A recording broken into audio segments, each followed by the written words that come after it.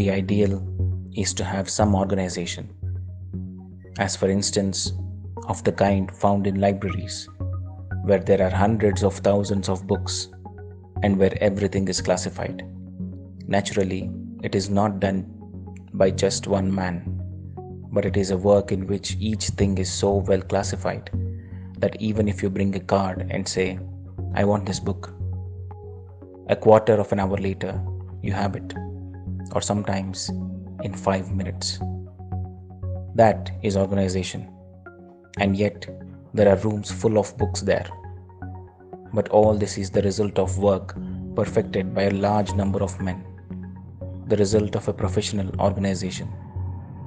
Well, for oneself, one must organize one's own things and at the same time one's own ideas in the same way, and must know exactly where things are and be able to go straight to them because one's organization is logical. It is your own logic. It may not be your neighbor's logic, not necessarily. It is your own logic. But your organization being logical, you know exactly where a thing is.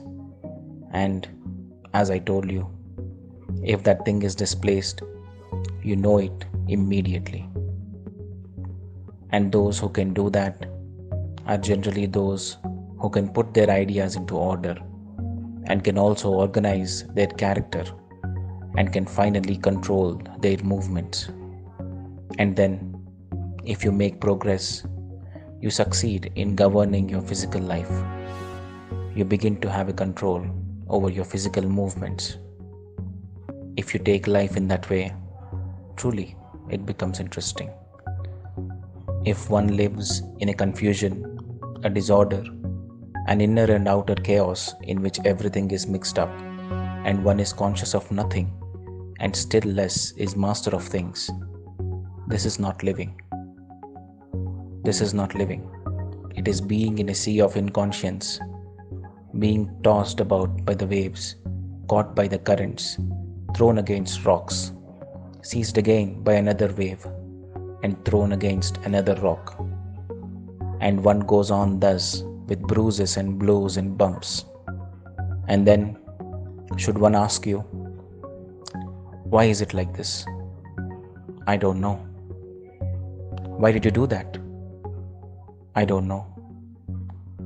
Why do you think in this way? I don't know.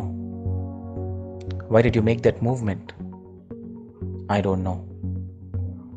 All the answers are I don't know.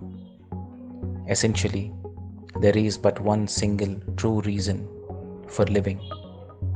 It is to know oneself.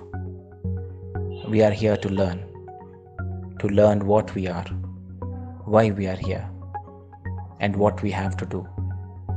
And if we don't know that, our life is altogether empty, for ourselves and for others. And so, generally, it is better to begin early, for there is much to learn. If one wants to learn about life as it is, the world as it is, and then really know the why and the how of life, one can begin when very young, from the time one is very, very tiny, before the age of 5. And then, when one is 100, one will still be able to learn. So it is interesting.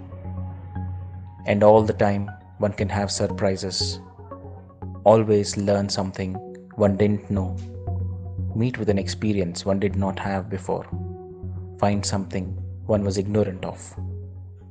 It is surely very interesting. And the more one knows, the more aware does one become that one has everything to learn. Truly, I could say that only fools believe they know. That indeed is a sure sign, someone coming and telling you, oh, I know all that.